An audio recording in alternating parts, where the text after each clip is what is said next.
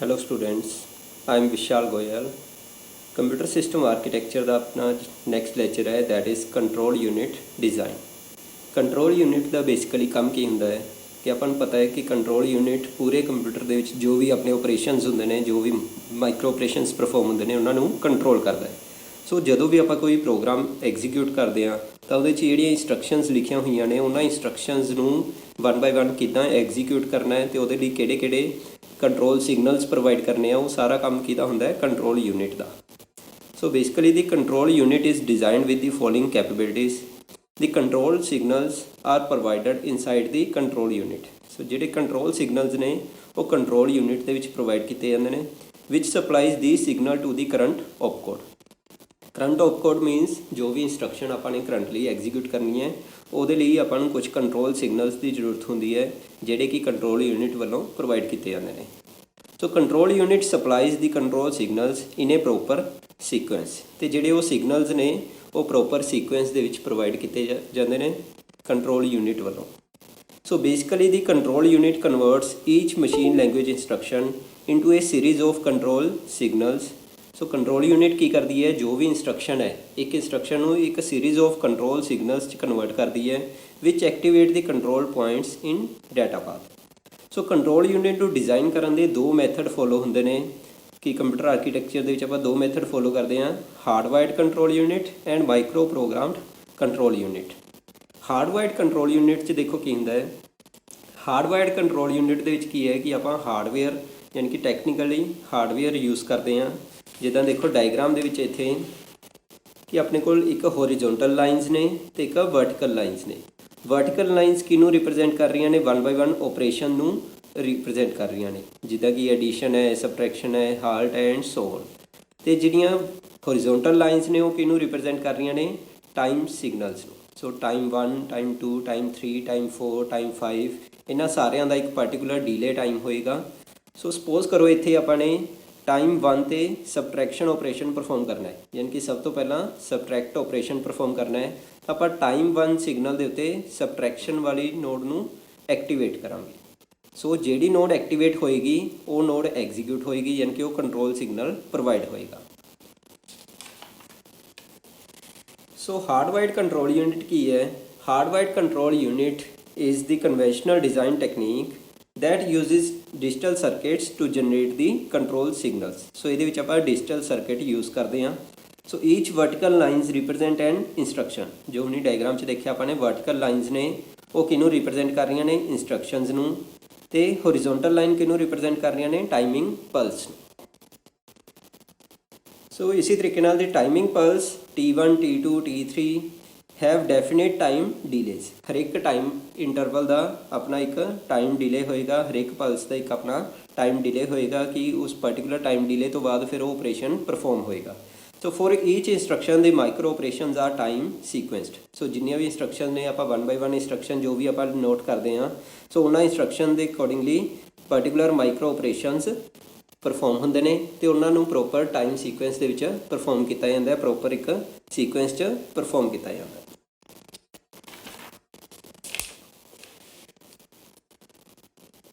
सो इत्थे देखो इदां ही है कि T1 ते पहला किहड़ा ऑपरेशन परफॉर्म होएगा, सबट्रैक्शन। T2 ते फिर किहड़ा ऑपरेशन परफॉर्म होएगा, एडिशन। सो इन्हूं मैं तां ही हाईलाइट किया है कि सपोज करो इत्थे ए वाली नोड एक्टिवेट है, इत्थे ए वाली नोड एक्टिवेट है। सपोज T3 ते कोई ए वाली नोड एक्टिवेट है तो उत्थे हाल्ट ऑपरेशन परफॉर्म होएगा। T4 ते कोई होर नोड एक्टिवेट हो सकती है। सो इस तरीके नाल वन बाय वन टाइम ते जिहड़ा नोड एक्टिवेट है वो वाले ऑपरेशनस परफॉर्म होंगे। So it is implemented as a logic circuit in the hardware. The inputs to control unit are किहड़ियां आपां नूं इत्थे inputs required होणगियां। एक तां इंस्ट्रक्शन रजिस्टर। इंस्ट्रक्शन रजिस्टर की है कि जिहदे विच जिहड़े रजिस्टर 'च अपनी करंट इंस्ट्रक्शन स्टोर होंदी है, जो इंस्ट्रक्शन आपने एग्जीक्यूट करनी है। दैन फ्लैग्स ने, कुछ कंट्रोल फ्लैग्स हो सकते हैं। दैन टाइमिंग सिग्नल्स कि किहड़े टाइम ते किहड़ा ऑपरेशन परफॉर्म करना है, and control bus signals. So one on the basis of these inputs the output signals sequenced are generated। सो जो इंस्ट्रक्शंस ने वो इंस्ट्रक्शन के अकॉर्डिंग किहड़े माइक्रो ऑपरेशंस परफॉर्म करने ने, तो वो किहड़े टाइम ते परफॉर्म करने ने, वो अकॉर्डिंगली आउटपुट सिग्नल एक जनरेट होएगा। ਤੇ ਜੋ ਕਿ ਇਸ ਫਾਰਮ 'ਚ ਹੋਏਗਾ ਕਿ ਕਿਹੜੇ ਟਾਈਮ ਤੇ ਆਪਾਂ ਨੇ ਕਿਹੜਾ ਆਪਰੇਸ਼ਨ ਪਰਫਾਰਮ ਕਰਨਾ ਹੈ। ਸੋ ਇਹਦੇ ਲਈ ਆਪਾਂ ਦੋ ਮੈਥਡ ਯੂਜ਼ ਕਰਦੇ ਹਾਂ, ਇੱਕ ਹੈ ਕਲਾਸੀਕਲ ਮੈਥਡ, ਇੱਕ ਹੈ one hot method. So classical method ਦੇ ਵਿੱਚ ਕੀ ਹੁੰਦਾ ਹੈ, classical method of sequential circuit design ਵਿਚ attempts to minimise the amount of hardware by using flip flop. So classical method ਦੇ ਵਿੱਚ ਕੀ ਹੈ ਕਿ ਆਪਾਂ ਹਾਰਡਵੇਅਰ ਨੂੰ ਘੱਟ ਤੋਂ ਘੱਟ ਯੂਜ਼ ਕਰਨ ਦੀ ਕੋਸ਼ਿਸ਼ ਕਰਦੇ ਹਾਂ। ਐਂਡ ਦੀ ਹੌਟ ਮੈਥਡ ਦੇ ਵਿੱਚ ਕੀ ਹੋਏਗਾ ਕਿ ਉਹਦੇ ਵਿੱਚ ਹਰ ਇੱਕ ਸਟੇਟ ਵਾਸਤੇ ਇੱਕ ਅਲੱਗ ਤੋਂ ਫਲਿਪ ਫਲੌਪ ਯੂਜ਼ ਹੋਏਗਾ। ਫਲਿਪ ਫਲੌਪ ਕੀ ਹੈ, ਇੱਕ ਹਾਰਡਵੇਅਰ ਸਰਕਟ ਹੈ ਸੋ ਜਿਹਦੇ ਵਿੱਚ ਆਪਾਂ ਵੈਲਿਊ ਸਟੋਰ ਕਰ ਸਕਦੇ ਹਾਂ। ਸੋ ਉਹ ਕੀ ਹੈ, ਹਰ ਇੱਕ ਸਟੇਟ ਵਾਸਤੇ ਅਲੱਗ ਤੋਂ ਇੱਕ ਫਲਿਪ ਫਲੌਪ ਯੂਜ਼ ਕਰਨਗੇ। It simplify control unit design and debugging. But ਇਹਦੇ ਨਾਲ ਕੀ ਹੈ, ਹਾਰਡਵੇਅਰ ਥੋੜ੍ਹਾ ਜਿਹਾ ਕੰਪਲੈਕਸ ਹੋ ਸਕਦਾ ਹੈ।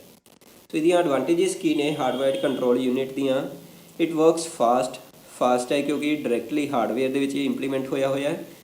The combinational circuits generate control signals based on the input signal status। तो ਇਹਦੇ ਵਿੱਚ ਜੋ ਵੀ ਕੰਟਰੋਲ ਸਿਗਨਲ ਜਨਰੇਟ ਹੁੰਦੇ ਨੇ ਉਹ ਇਨਪੁਟ ਸਿਗਨਲ ਦੇ ਅਕੋਰਡਿੰਗ ਹੀ ਜਨਰੇਟ ਹੁੰਦੇ ਨੇ। ਤੇ ਇਹਦੀਆਂ ਡਿਸਐਡਵਾਂਟੇਜ ਕੀ ਨੇ, if the CPU has a large number of control points the control unit design becomes very complex। ਸੋ ਜਿੰਨੇ ਜ਼ਿਆਦਾ ਇਹ 'ਚ ਕੰਟਰੋਲ ਪੁਆਇੰਟਸ ਹੋਣਗੇ, ਜਿੰਨੀਆਂ ਜ਼ਿਆਦਾ ਇੰਸਟਰਕਸ਼ਨਸ ਆਪਾਂ ਫੋਲੋ ਕਰਾਂਗੇ ਓਨਾ ਹੀ ਇਹਦਾ ਡਿਜ਼ਾਈਨ ਕੰਪਲੈਕਸ ਹੋਏਗਾ। And no flexibility is provided. So ਇਹਦੇ 'ਚ ਫਲੈਕਸੀਬਿਲਿਟੀ ਨਹੀਂ ਹੁੰਦੀ। ਅਗਰ ਆਪਾਂ ਨੇ ਇਨ ਬਿਟਵੀਨ ਕੋਈ ਵੀ ਚੇਂਜਿਸ ਕਰਨੀ ਹੈ, ਕੋਈ ਨਵਾਂ ਆਪਰੇਸ਼ਨ ਪਰਫਾਰਮ ਕਰਨਾ ਹੈ ਤਾਂ ਉਹਦੇ ਲਈ ਆਪਾਂ ਨੂੰ ਕਾਫੀ ਸਾਰਾ ਚੇਂਜਿਸ ਕਰਨੀਆਂ ਪੈਣਗੀਆਂ ਕਿਉਂਕਿ ਇਹਦਾ ਡਿਜ਼ਾਈਨ ਕਾਫੀ ਕੰਪਲੈਕਸ ਹੋ ਜਾਂਦਾ ਹੈ। ਜਿਵੇਂ ਨੰਬਰ ਆਫ ਇੰਸਟਰਕਸ਼ਨਸ ਇੰਕਰੀਜ਼ ਹੁੰਦੀਆਂ ਨੇ ਉਵੇਂ ਹੀ ਆਪਣਾ ਹਾਰਡਵੇਅਰ ਸਰਕਟ ਵੀ ਹੈ ਕੰਪਲੈਕਸ ਹੁੰਦਾ ਜਾਂਦਾ ਹੈ। तो ये सी हार्डवेयर सर्किट डिज़ाइन जिहदे विच कि आपां हार्डवेयर यूज़ करांगे प्रॉपर। नैक्सट है माइक्रो प्रोग्राम कंट्रोल और organisation. So micro program control unit दे विच की हुंदा है कि आपां जो भी इंस्ट्रक्शन है चाहे वो एडिशन है, सबट्रैक्शन है, लोड है, उन्हां इंस्ट्रक्शन नूं आपां कन्वर्ट करांगे a series of micro operations. इत्थे आपां ने उन्हां नूं सीरीज़ ऑफ टाइमिंग पल्स दे विच हार्डवेयर यूनिट दे विच कन्वर्ट कीता सी। ਇੱਥੇ ਆਪਾਂ ਹੁਣ ਉਹਨੂੰ ਕਨਵਰਟ ਕਰਾਂਗੇ a series of micro operations. So ਇਸੇ ਕਰਕੇ ਇਹਨੂੰ ਕਿਹਾ ਗਿਆ micro programmed control unit. So micro programming is a modern concept used for designing a control unit. तो माइक्रो प्रोग्रामिंग की एक मॉडर्न कंसैप्ट है, आजकल आप यही यूज़ कर रहे हैं। हार्डवायर्ड कंट्रोल यूनिट आजकल नहीं यूज़ हो रही, आजकल micro programmed control unit use होती है। So it can be used for designing control logic for any digital system. So कोई भी ਜਿਹੜੇ ਆਪਾਂ ਕੰਪਿਊਟਰ यूज़ कर रहे हो अपने डिजिटल कंप्यूटर होंगे ने, सो उन्होंने ਆਪਾਂ ਇਹ यूज़ कर सकते हैं। Some common applications are IO controller such as disk controller, peripheral devices, printer, hard disk drive. So ये ਇਹਦੀਆਂ ਐਪਲੀਕੇਸ਼ਨਸ ਨੇ ਆਪਾਂ ਕੰਪਿਊਟਰ ਦੇ ਵਿੱਚ ਅੱਜ ਕੱਲ੍ਹ ਇਹੀ ਯੂਜ਼ ਕਰ ਰਹੇ ਹਾਂ। The concept of micro programming is based on reading stored control pattern। So main ਇਹਦਾ ਕੰਸੈਪਟ ਕੀ ਹੈ ਕਿ ਆਪਾਂ ਸਟੋਰਡ ਕੰਟਰੋਲ ਪੈਟਰਨਸ ਨੂੰ ਰੀਡ ਕਰਦੇ ਹਾਂ। ਸਟੋਰਡ ਕੰਟਰੋਲ ਪੈਟਰਨ ਦਾ ਮਤਲਬ ਕੀ ਹੈ ਕਿ ਅਗਰ ਐਡੀਸ਼ਨ ਆਪਰੇਸ਼ਨ ਤੁਸੀਂ ਪਰਫਾਰਮ ਕਰਨਾ ਹੈ ਉਹਦਾ ਇੱਕ ਅਲੱਗ ਤੋਂ ਸਟੋਰਡ ਪੈਟਰਨ ਹੋਏਗਾ। ਸਬਟਰੈਕਸ਼ਨ ਪਰਫਾਰਮ ਕਰਨੀ ਹੈ ਤਾਂ ਉਹਦਾ ਇੱਕ ਅਲੱਗ ਤੋਂ ਕੰਟਰੋਲ ਪੈਟਰਨ ਹੋਏਗਾ ਕਿ ਉਹਦੇ 'ਚ ਕਿਹੜੇ ਕਿਹੜੇ ਆਪਰੇਸ਼ਨ ਪਰਫਾਰਮ ਹੋਣਗੇ। ਇਸੇ ਤਰੀਕੇ ਨਾਲ ਅਗਰ ਕੋਈ ਲੋਡ ਇੰਸਟਰਕਸ਼ਨ ਹੈ ਉਹਦੇ 'ਚ ਅਲੱਗ ਤੋਂ ਮਾਈਕਰੋ ਇੰਸਟਰਕਸ਼ਨਸ ਹੋਣਗੀਆਂ ਕਿ ਕਿਹੜੀਆਂ ਆਪਾਂ ਇੰਸਟਰਕਸ਼ਨਸ ਪਰਫਾਰਮ ਕਰਨੀਆਂ ਨੇ। ਸੋ ਇਹਨੂੰ ਆਪਾਂ ਬੋਲਦੇ ਹਾਂ stored control pattern for executing a particular instruction. वो इंस्ट्रक्शन कोई भी हो सकती है। सो हर एक इंस्ट्रक्शन का अपना एक कंट्रोल पैटर्न होएगा कि वो रिगार्डिंग आप किहड़ियां ऑपरेशंस परफॉर्म करने। So the micro operations are executed when the corresponding control signal are made active. So particularly ਜਦੋਂ ਵੀ ਕੋਈ ਕੰਟਰੋਲ ਸਿਗਨਲਸ ਐਕਟੀਵੇਟ ਹੁੰਦੇ ਨੇ ਤਾਂ ਉਹਦੇ ਕੋਰੈਸਪੋਂਡਿੰਗਲੀ ਜਿਹੜੇ ਮਾਈਕਰੋ ਆਪਰੇਸ਼ਨਸ ਨੇ ਉਹ ਪਰਫਾਰਮ ਹੁੰਦੇ ਨੇ। Each instruction needs a specific set of micro operations in a sequence. हर एक इंस्ट्रक्शन ਨੂੰ ਚਾਹੇ ਉਹ ਐਡੀਸ਼ਨ ਹੈ, ਚਾਹੇ ਸਬਟਰੈਕਸ਼ਨ ਹੈ, ਚਾਹੇ ਲੋਡ ਹੈ ਜਾਂ ਕੋਈ ਵੀ ਹੋਰ ਇੰਸਟਰਕਸ਼ਨ ਹੈ, ਉਹਨੂੰ ਐਗਜ਼ੀਕਿਊਟ ਕਰਨ ਵਾਸਤੇ ਆਪਾਂ ਨੂੰ ਪਾਰਟਿਕੂਲਰ ਕੁਝ ਮਾਈਕਰੋ ਆਪਰੇਸ਼ਨਸ ਐਗਜ਼ੀਕਿਊਟ ਕਰਨੇ ਹੁੰਦੇ ਨੇ in proper sequence. So the control signals needed for an instruction are the time sequence can be stored in the memory known as control memory. So ਜਿਹੜੇ ਵੀ ਕੰਟਰੋਲ ਸਿਗਨਲਸ ਆਪਾਂ ਨੂੰ ਚਾਹੀਦੇ ਨੇ ਕਿਸੇ ਇੱਕ ਪਾਰਟਿਕੂਲਰ ਇੰਸਟਰਕਸ਼ਨ ਨੂੰ ਐਗਜ਼ੀਕਿਊਟ ਕਰਨ ਵਾਸਤੇ ਉਹ ਇੱਕ ਕੰਟਰੋਲ ਮੈਮਰੀ ਦੇ ਵਿੱਚ ਸਟੋਰ ਕੀਤੇ ਜਾਂਦੇ ਨੇ। By fetching the control memory word by words one by one the control signals can be generated. So ਜਦੋਂ ਆਪਾਂ ਉਹ ਕੰਟਰੋਲ ਮੈਮਰੀ ਦੇ ਵਿੱਚੋਂ ਵਰਡਸ ਨੂੰ ਫੈਚ ਕਰਾਂਗੇ ਵਨ ਬਾਈ ਵਨ, ਉਹਦੇ ਰਿਗਾਰਡਿੰਗ ਆਪਾਂ ਉਹਦੇ ਕੋਰੈਸਪੋਂਡਿੰਗਲੀ ਕੰਟਰੋਲ ਸਿਗਨਲਸ ਜਨਰੇਟ ਕਰਾਂਗੇ। The control memory is read only memory. So ਜਿਹੜੀ ਕੰਟਰੋਲ ਮੈਮਰੀ ਹੁੰਦੀ ਹੈ ਉਹ ਰੀਡ ਓਨਲੀ ਮੈਮਰੀ ਹੁੰਦੀ ਹੈ, ਆਪਾਂ ਉਹਦੇ 'ਚ ਕੋਈ ਵੀ ਚੇਂਜਿਸ ਨਹੀਂ ਕਰ ਸਕਦੇ। Similarly activities occurring in control unit for example interrupt handling, instruction fetch, etc. Can be translated into control memory words. So ਜਿਹੜੀਆਂ ਵੀ इंस्ट्रक्शन ने, चाहे वो इंटरप्ट हैंडलिंग है, चाहे इंस्ट्रक्शन फैच करनी अपने, चाहे कोई भी एडिशन सबट्रैक्शन या कोई होर ऑपरेशन है, उन्होंने आप ट्रांसलेट कर सकते हैं इनटू कंट्रोल मैमरी वर्ड्स। यानी कि किहड़े किहड़े आपाने उहदे माइक्रो ऑपरेशनस परफॉर्म करने ने, तो उहदे विच आपां उहनूं कन्वर्ट कर सकते हैं। So in a simplest form each bit in the control memory word can be reserved for a control signal. So जिन्नियां भी बिट्स ने उस कंट्रोल मैमरी वर्ड दे विच हर एक बिट एक पार्टिकुलर माइक्रो इंस्ट्रक्शन वास्ते या एक पार्टिकुलर कंट्रोल सिग्नल वास्ते रिजर्व की जाती है। सो पहला आप एक एग्जाम्पल देखते हैं, फिर तुहानूं ईजीली समझ आ जाएगा। जिद्दां देखो इत्थे अपने कोल एक कंट्रोल मैमरी वर्ड का फॉर्मेट बनया हुआ है।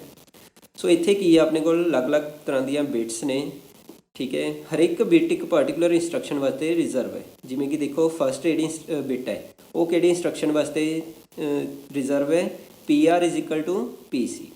इसी तरीके नाल जिहड़ी सैकेंड बिट है वो आपां नूं की रिप्रजेंट कर रही है, M R is equal to 1। Then इस तो बाद नैक्सट जिहड़ी बिट है वो काहदे वास्ते रिजर्व है, P C is equal to P C plus 1। Then उस तो नैक्सट है I R is equal to M D R. इसी तरीके नाल अगर कोई होर देखिए आपां, ए वाली इंस्ट्रक्शन है कि रिजर्व है, एफ इज इक्वल टू 1। ए वाली जी इंस्ट्रक्शन है वो एफ इज इक्वल टू 0।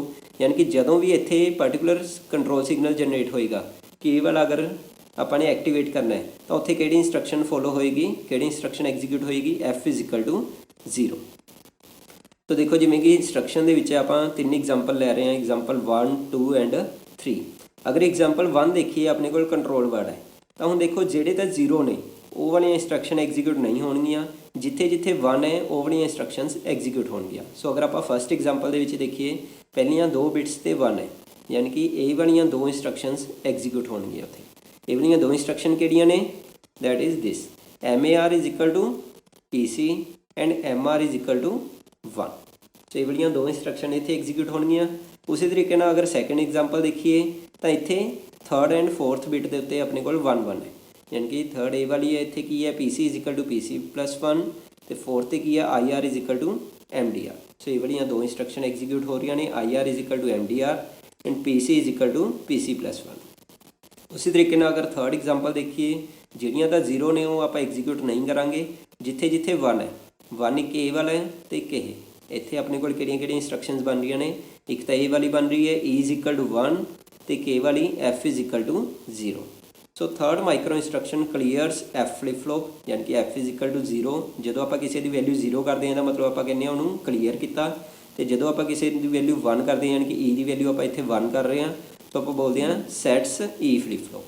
सो किसी की वैल्यू जो आप 1, किसी भी फ्लिप फ्लॉप की वैल्यू जो आप 1 असाइन करते हैं तो मतलब आप वो फ्लिप फ्लॉप को सैट कर रहे हैं, तो जो आप वो वैल्यू 0 कर रहे हैं तो यदा मतलब आप क्लीयर कर रहे हैं। सो हम देखो दोबारा, so in a simplest form each bit in the control memory word. So जो कंट्रोल मैमरी का वर्ड है वो हर एक बिट एक पार्टिकुलर कंट्रोल सिग्नल रिजर्व की जाती है, can be reserve for a control signal. The separate bits for the control signals can be used. So हर एक कंट्रोल सिग्नल ही आप अलग अलग बिट यूज़ करांगे। If the bit is 1 the corresponding control signal is activated. So अगर bit 1 है तो वो वाला कंट्रोल सिग्नल एक्टिवेट हो जाएगा, तो वो वाली इंस्ट्रक्शन एग्जीक्यूट होएगी। If the bit is 0 the control signal is not activated. So when a control memory word is fetch from the control memory, some bits may be 1 and the others 0। सो जो भी आप कोई control memory word देखते हैं, जिमें कि आप एग्जाम्पल 3 देखे ने, 3 वर्ड्स देखे ने, उन्होंने कुछ बिट्स 0 ने तो कुछ बिट्स 1 ने। The control signals corresponding to 1 bit are generated. So जिथे जिथे कंट्रोल सिग्नल 1 है वो वाले कंट्रोल सिग्नल आप जनरेट करते हैं तो वो इंस्ट्रक्शन एग्जीक्यूट करते हैं। So thus multiple micro operations are executed simultaneously. So इत्थे अपने को एडवांटेज की है कि जिहड़े वो माइक्रो ऑपरेशन ने वो साइमल्टेनियसली एग्जीक्यूट हो सकते हैं, कोई उन्होंने टाइम सीक्वेंस की जरूरत नहीं है। सो साइमल्टेनियसली आप उन्होंने इंस्ट्रक्शनस नूं एग्जीक्यूट कर सकते हैं।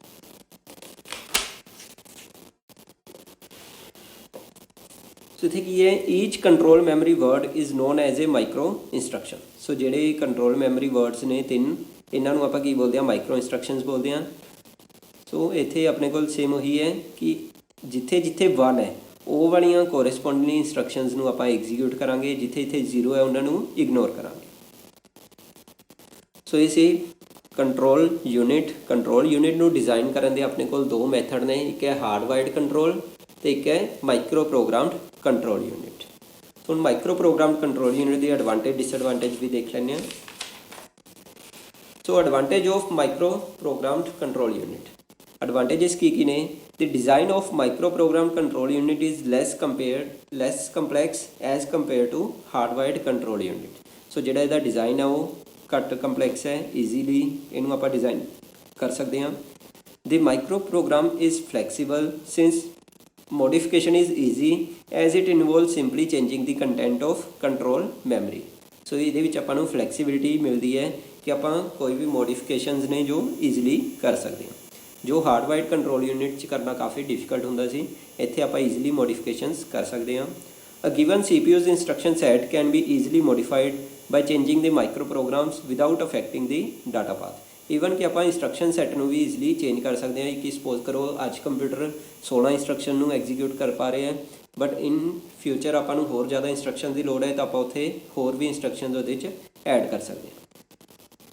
The debugging and maintenance of a microprogrammed CPU is easy। ਸੋ ਇਹਦੀ ਡਿਬਗਿੰਗ ਤੇ ਮੇਨਟੇਨੈਂਸ ਵੀ ਈਜ਼ੀ ਹੈ, ਕਿਉਂਕਿ ਜੋ ਵੀ ਇੰਸਟਰਕਸ਼ਨ ਦੇ ਵਿੱਚ ਆਪਾਂ ਚੇਂਜਸ ਕਰਨੀਆਂ ਉਹ ਡਾਇਰੈਕਟਲੀ ਮਾਈਕਰੋ ਪ੍ਰੋਗਰਾਮਡ ਇੰਸਟਰਕਸ਼ਨਸ ਦੇ ਵਿੱਚ ਹੀ ਚੇਂਜਸ ਕਰਨੀਆਂ, ਕੋਈ ਹਾਰਡਵੇਅਰ ਚੇਂਜਸ ਇਸ 'ਚ ਨਹੀਂ ਹੋ ਰਹੀਆਂ। ਸੋ ਇਹਦੀਆਂ ਡਿਸਐਡਵਾਂਟੇਜ ਕੀ ਨੇ? A micro programmed control unit is slow, ਕਿਉਂਕਿ ਇਹਦੇ ਵਿੱਚ ਆਪਾਂ ਡਾਇਰੈਕਟਲੀ ਹਾਰਡਵੇਅਰ 'ਤੇ ਨਹੀਂ ਕੰਟਰੋਲ ਸਿਗਨਲ ਪ੍ਰੋਵਾਈਡ ਕਰ ਰਹੇ। ਆਪਾਂ ਪਹਿਲਾਂ ਮਾਈਕਰੋ ਇੰਸਟਰਕਸ਼ਨਸ ਨੂੰ ਰੀਡ ਕਰਦੇ ਹਾਂ, ਫਿਰ ਉਹਦੇ ਕੰਟਰੋਲ ਵਰਡਸ ਨੂੰ ਰੀਡ ਕਰਕੇ 1 ਬਾਈ 1 ਜੋ ਕੰਟਰੋਲ ਸਿਗਨਲ ਨੇ ਜਨਰੇਟ ਹੁੰਦੇ ਨੇ। ਸੋ ਇਸ ਕਰਕੇ ਥੋੜ੍ਹਾ ਜਿਹਾ ਇਹ ਸਲੋ ਹੈ। For a small CPU with very limited hardware resources, a microprogram control unit is expensive as compared to a hardwired control unit। ਸੋ ਅਗਰ ਆਪਾਂ ਕੋਈ ਛੋਟਾ CPU ਡਿਜ਼ਾਈਨ ਕਰਨਾ ਹੈ ਜਿਹਦੇ ਵਿੱਚ ਕਾਫੀ ਲਿਮਿਟਡ ਹਾਰਡਵੇਅਰ ਰਿਸੋਰਸਿਸ ਨੇ, ਉੱਥੇ ਅਗਰ ਆਪਾਂ micro programmed control unit use ਕਰ ਰਹੇ ਹਾਂ ਤਾਂ ਉਹ ਥੋੜ੍ਹਾ ਜਿਹਾ ਐਕਸਪੈਂਸਿਵ ਹੋ ਸਕਦਾ ਹੈ as compare to hardwired control unit. So ਇਸ ਕਰਕੇ ਅਗਰ ਆਪਣੇ ਕੋਲ ਕੋਈ ਛੋਟਾ CPU ਹੈ ਜਿਹਦੇ ਵਿੱਚ ਕਾਫੀ ਲਿਮਿਟਡ ਰਿਸੋਰਸਿਸ ਨੇ, ਉੱਥੇ ਆਪਾਂ ਹਾਰਡਵੇਅਰ ਕੰਟਰੋਲ ਯੂਨਿਟ ਹੀ ਯੂਜ਼ ਕਰ ਸਕਦੇ ਹਾਂ।